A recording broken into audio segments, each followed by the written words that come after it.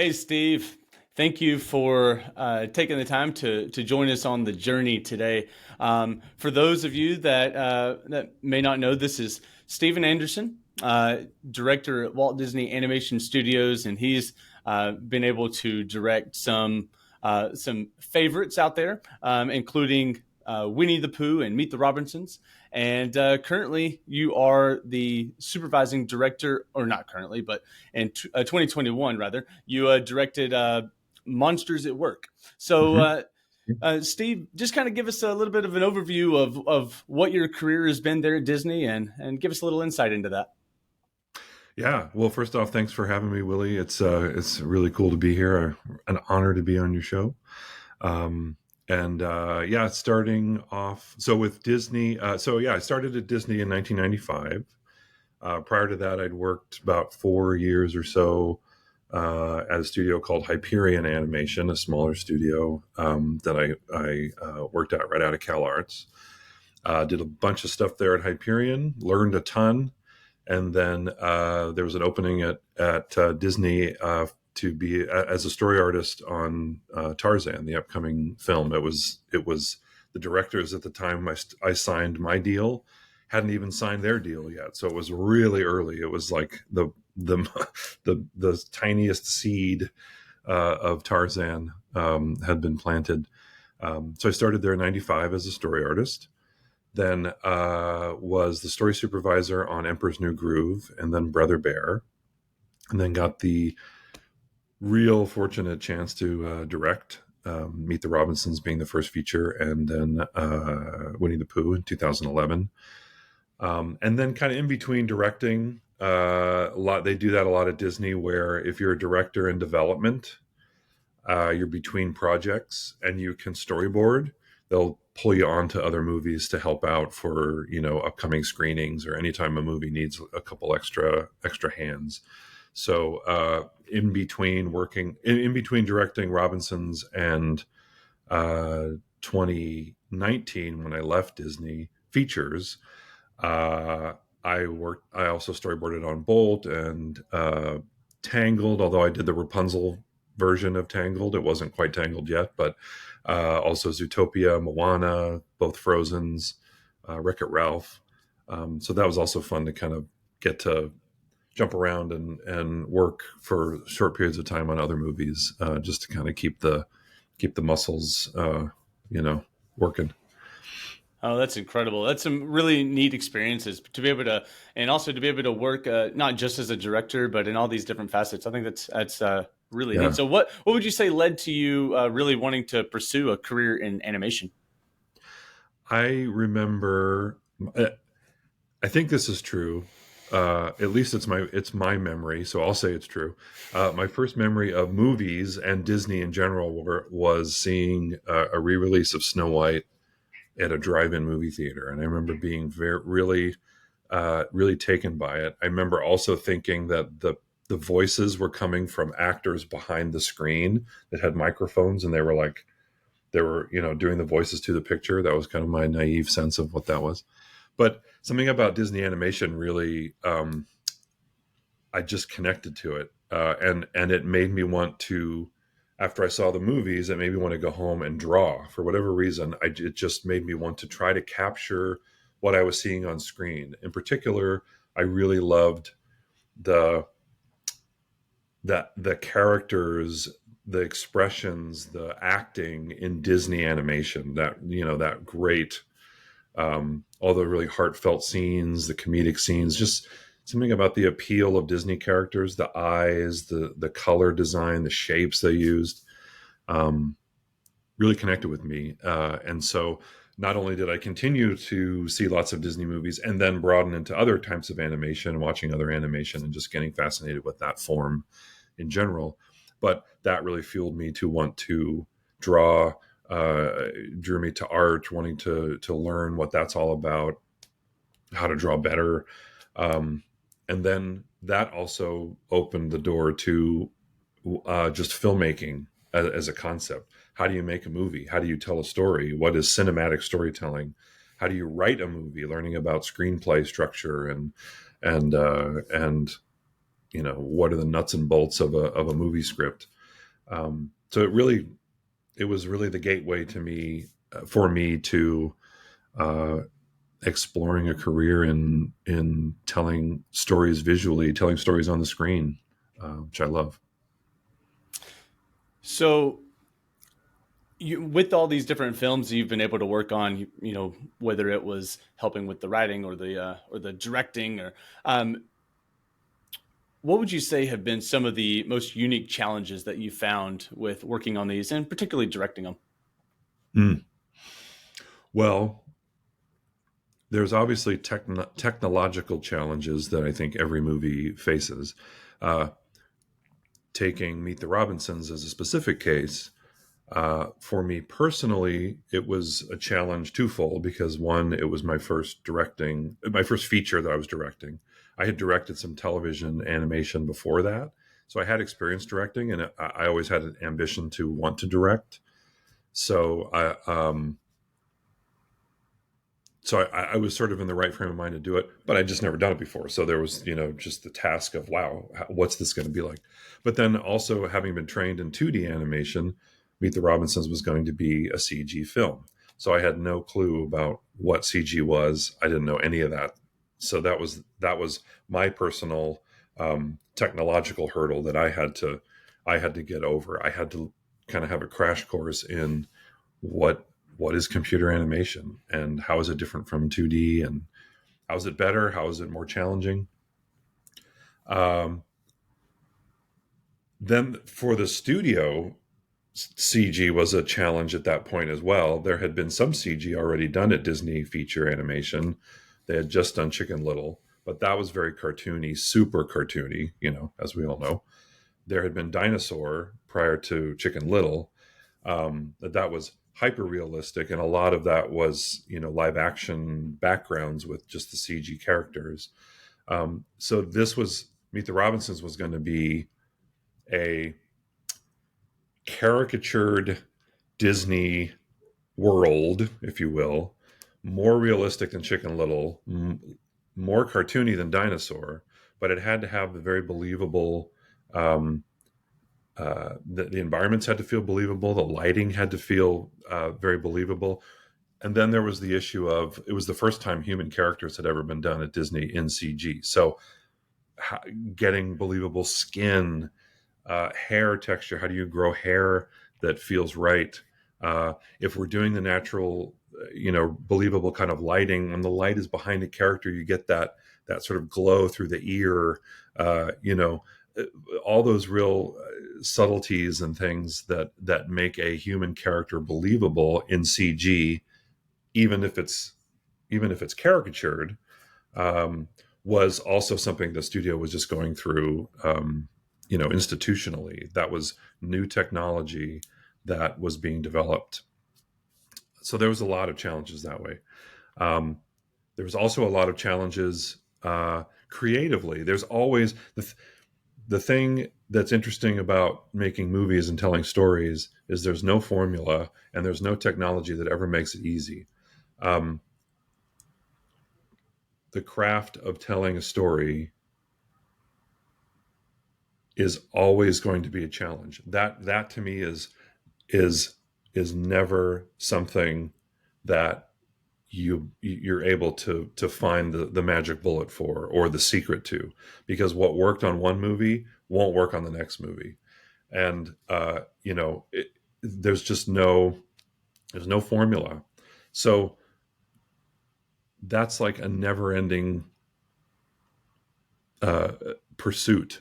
It never gets easier. It's always a challenge, and no matter how much technology is developed to essentially make it easier or make it better, um, it never does. The craft of sitting down and hammering out a story and doing multiple drafts and honing it and rewriting it and showing it to people to get feedback and finding out what's working and what isn't working, and then going back to the drawing board and hammering it out again. That will never change. That is a challenge that will always exist. So but I think it's an exciting challenge. I like that challenge. It can be very frustrating. You can feel like, banging your head against the wall. And there are really dark moments in that process where you think we're never going to figure this out. um, but at the end of the day, especially when you have an amazing team that you're working with, that you're brainstorming with, that you're building with, that you're discovering with, um, it makes it totally worth it. I wouldn't want to be doing anything else. That's incredible. I'd never realized that Meet the Robinsons was the first Disney film, CG film that had humans. I never thought about it. Yeah. So, in a Yeah. sense, you were kind of a trailblazer there in that area. I mean, that I'm sure that carried a lot of weight too.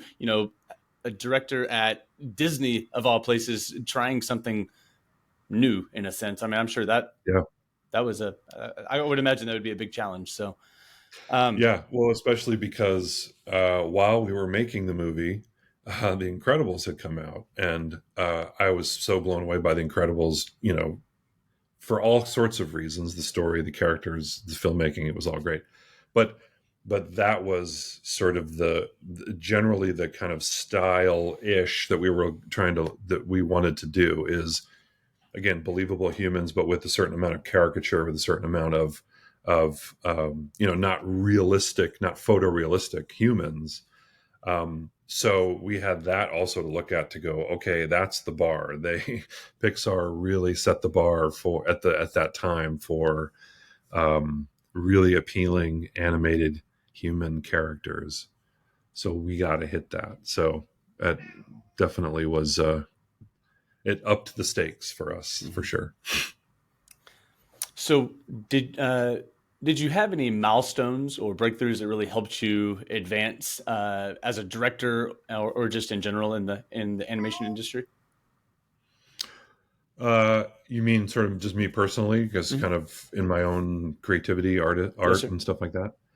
Gosh, milestones. I mean, I remember my first job in the industry was at the studio called Hyperion that I mentioned earlier. It was on a feature film called Rover Dangerfield, which I don't know, some people might know in the audience. It, didn't really amount to much. It was Rodney Dangerfield, the comedian, and he was a basset hound, and it was his adventures in Las Vegas. Um, but I was an animating assistant. That was my first job. I was still going to CalArts, and I was in this role called an animating assistant, which meant I was doing rough in betweens assigned to a supervising animator, and I was basically their assistant. Myself and another uh, a friend of mine who was also in my class at CalArts. We both got the job at the same time, so we were this animator's assistant. The animator's name was Franz Vischer, an amazing animator.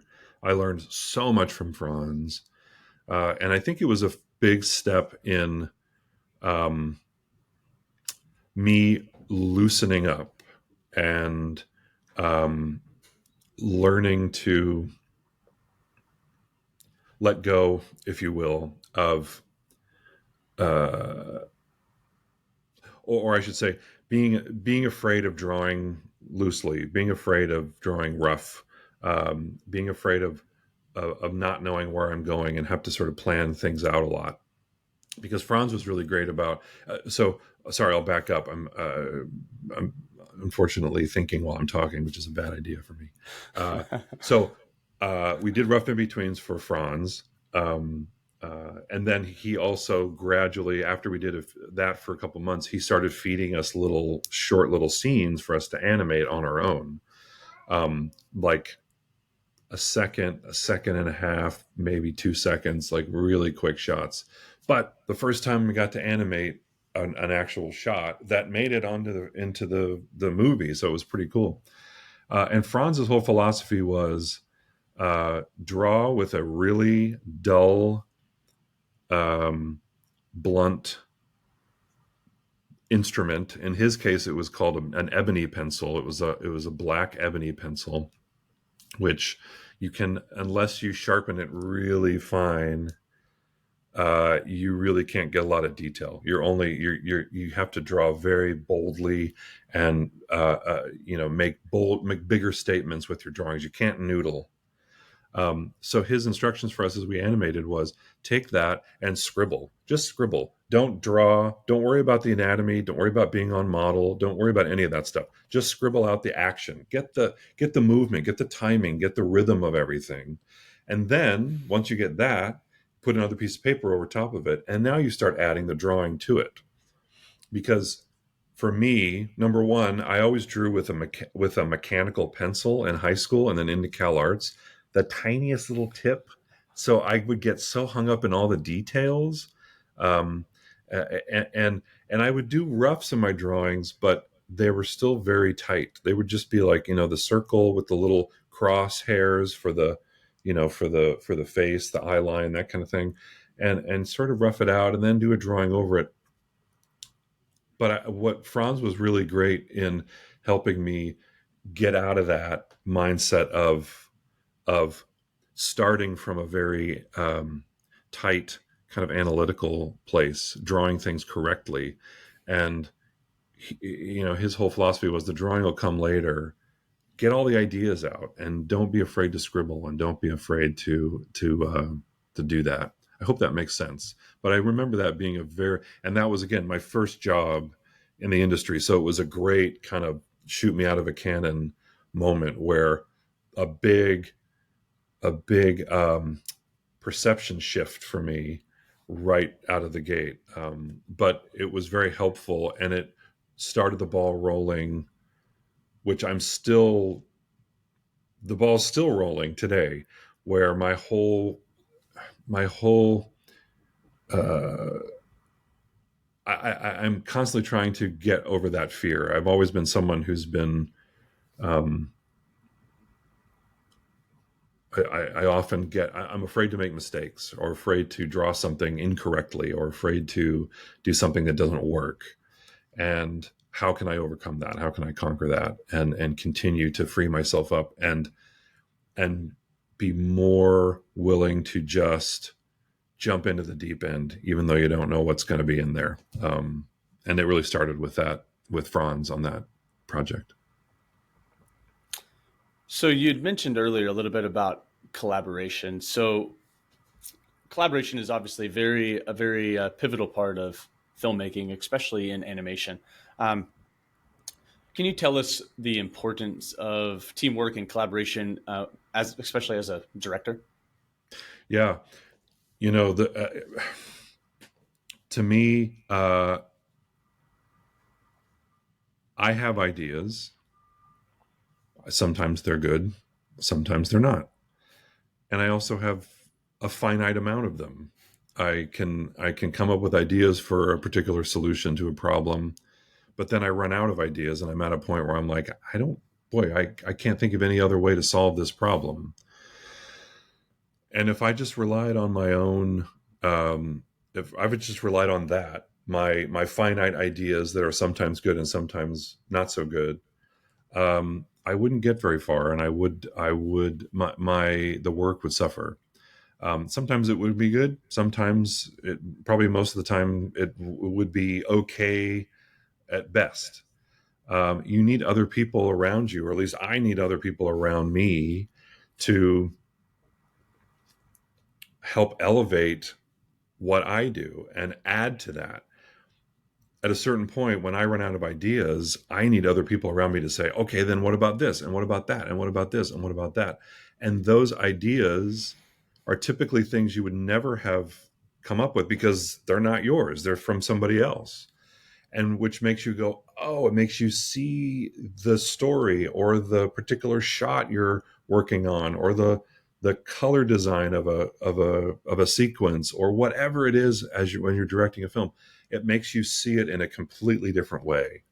It opens those doors to say, oh, I never saw the movie this way, or I never saw this sequence this way, or I never saw that character or this moment of acting. Wow, what an interesting, different way to look at this scene. And it just makes everything better. It just elevates my work, my contribution, and it elevates ultimately the movie, the story, the characters, all of that. And that's ultimately what it's about, is making the best movie, telling the best story. Um, so I love that process. Um, and I think that's also kind of part of my journey as well.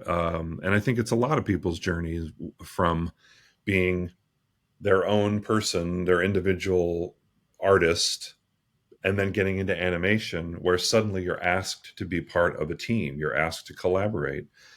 And most of us, I think, start you start at your own desk or at your own Cintiq tablet or whatever you're doing, and you do your art for yourself. You're an individual. You're right there. You're in your own world. You're doing your art, and you don't have anybody else to answer to. You make all the choices, make all the decisions you want, and it is what you want it to be, and that's great.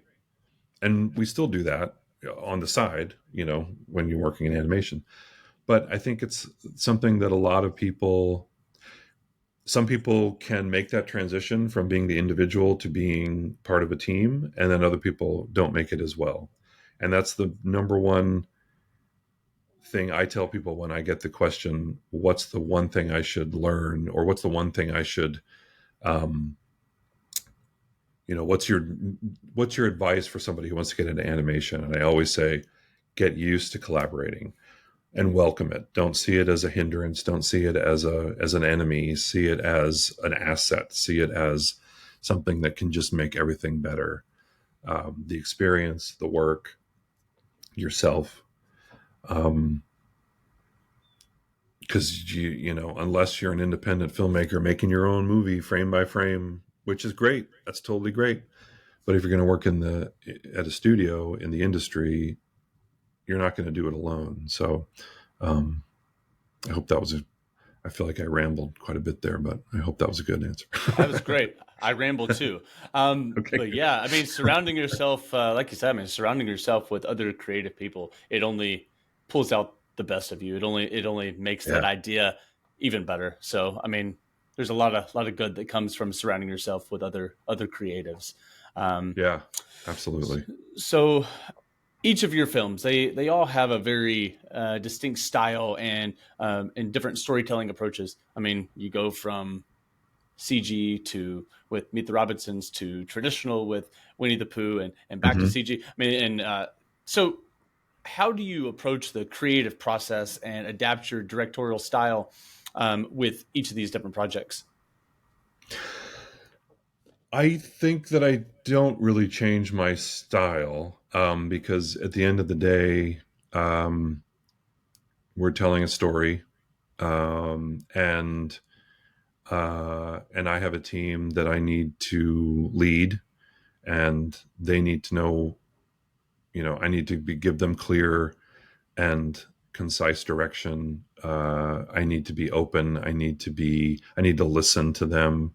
I need to invite them into the process, and like as we said with collaboration, I need to build that team and make sure that no one feels uh, that they can't say anything, that there's going to be punishment if you say the wrong thing or like that. That there's safety in the room. That's my job as a director, and that is universal to to whatever the story is, whatever the technique is, whatever the 3D, 2D, stop motion, whatever it is. Um, that's consistent. So I think I think that doesn't necessarily change. Obviously, then there's the way you make the film, that um, the specific techniques, the processes that you use to make the movie, those change, but I don't think it really affects my role, if that makes sense. Mm-hmm. Obviously, I have to know the differences in CG and 2D, between monsters and like Meet the Robinsons, a feature versus a series. We have limitations in a series that we might not have in a feature. There's all those things you have to think about. But at the end of the day, um, my top priority is is the team. And like I said, making sure eliminating fear from the process, and making sure everyone feels safe and that they can come to the table and collaborate and be part of the process. I love it. Um, well, as you've hinted, I mean, technology has changed rapidly over the years, especially within the animation industry. I mean, Yeah. with your own experiences, you've been firsthand on that. So, I mean, um, how would you say that you have grown to keep up to stay on top of the changing technology, and uh, and how has that really affected or impacted your filmmaking journey? Mm. Uh, well, on a personal note, on a personal, my personal example would be for the longest time as a storyboard artist at Disney, I was like the lone person drawing on paper still. I really resisted the digital storyboarding thing. I found, and I mean, I still kind of believe this, but the organic, um, the idea of paper and a Sharpie and pins and a storyboard hung on the wall, there was something so organic and pure about that to me that I felt like I don't want any digital tools coming in the way, coming in between me and my pad of paper. So I storyboarded on paper for quite a while, until a friend introduced me to the iPad Pro and a program called Procreate, and I immediately fell in love with it. And um, I constantly draw on that thing now. And anytime I'm storyboarding these days, I storyboard on digitally as well on my iPad in Procreate. Um, there are so many things about it that solve uh, challenges in the old school way. You can, the old school storyboarding on paper, if you had a scene that lasted for, let's say, 5 panels, and it was one shot. So one background, 5 character poses per panel, or one character pose per panel over 5 panels. You had to redraw that background 5 times. Every time you went to a new panel and you hadn't cut to a new shot, you had to literally redraw it. Or you could go to the Xerox machine and copy it and then cut and paste your character onto the Xeroxes. But even so, when they were filmed for our animatics, you would still see the shifting. You would still see, it wasn't perfect, but that was the best you can do. Now, digitally, you draw one background and you just put in a new layer over top of it, and export a different panel for each of those drawings. And the background is locked, frozen there on the screen, and it's perfect and it's great and it saves all that time. I hated redrawing backgrounds over and over again. It was awful. You did it because you had no choice, but like that's sort of an inside baseball benefit to CG, or to, sorry, to digital storyboarding. But it's a huge thing. That said, I think there are also drawbacks to the digital storyboarding um, that um, traditional storyboarding really trains you to be simple. It trains you to um, think essentially what are the boil it down to what are the simple things I need in this shot, in this panel, and eliminate all the other details. With tradition, or with digital storyboarding, it's really easy to noodle and to add all sorts of stuff in there that you don't need to do. So I think there's a great mindset in the traditional way of storyboarding that came from the Disney studios that I still think needs to be passed on into the digital tools. So Disney has a rich history of storytelling. Hmm. How do you balance the legacy of Disney's iconic characters and stories with the need to bring fresh and original ideas to your projects? Mm. I think to me, Disney storytelling ultimately comes down to the humanity and the heart. Um, that was always Walt Disney's um,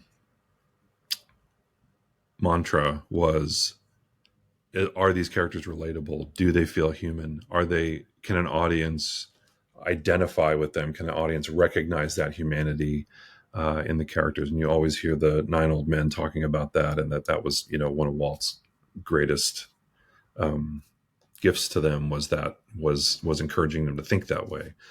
So that's what I think Disney animation really, regardless of the genre that you're telling the story in, regardless of the style, you need to have that humanity. You need to have the audience needs to be able to empathize with the characters, and you need to be able to point to them and say, I understand those characters, and I have felt that way also, or I have had moments like that where I have felt exactly the same way, and I can connect to those characters.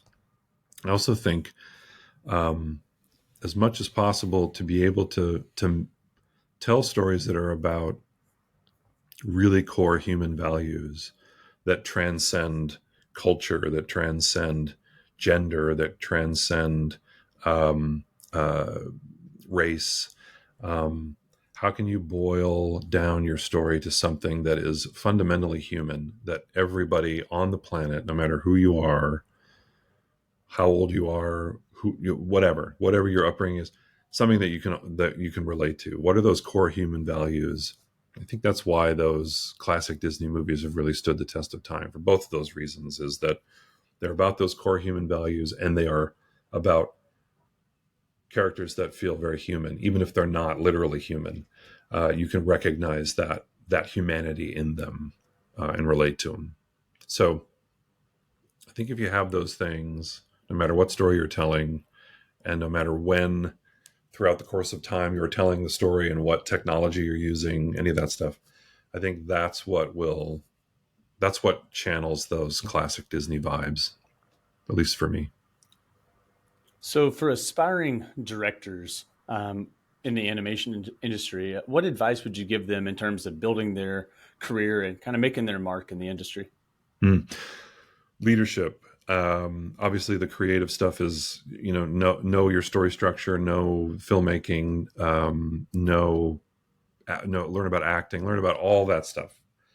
But at the end of the day, you have to be a good leader. You have to know how to communicate to people. You have to be able to communicate clearly, concisely. Um, and again, I go back to that notion of creating the right atmosphere, the right environment for creativity to thrive. And creativity doesn't thrive when there's an atmosphere of fear. So how can you learn to work with people in that way where they trust you? Develop a way of dealing with people that is open, that's honest, but that it's also um, gives them the playground that they need to create and to be their best. I always tell people, if you want to be a director, and if you have a chance to direct, be the director you want to work for. How do you want to be treated? Many people that become a director started off in the trenches. They were the grunts. They weren't in those positions of power. How did you like to be treated? Remember the directors that treated you really well, and remember the projects that you had the best time on, versus remember the ones that you didn't like as much. Remember how you were treated, how that felt, and don't make people feel the same way. Have a little empathy for your team, for the people working under you. How do you want to be treated? Imagine how they want to be treated, and treat them in that same way. So that's what I would say. Fantastic. Well, Steve, I think that ends on a great note. So, thank you very much. I really appreciate you coming on. It was good to finally get to chat. And Yeah, my pleasure, Willie. yeah, Thanks for the invitation. I really enjoyed it. yes, sir. Well, hey, you have a good one. Thanks. You too.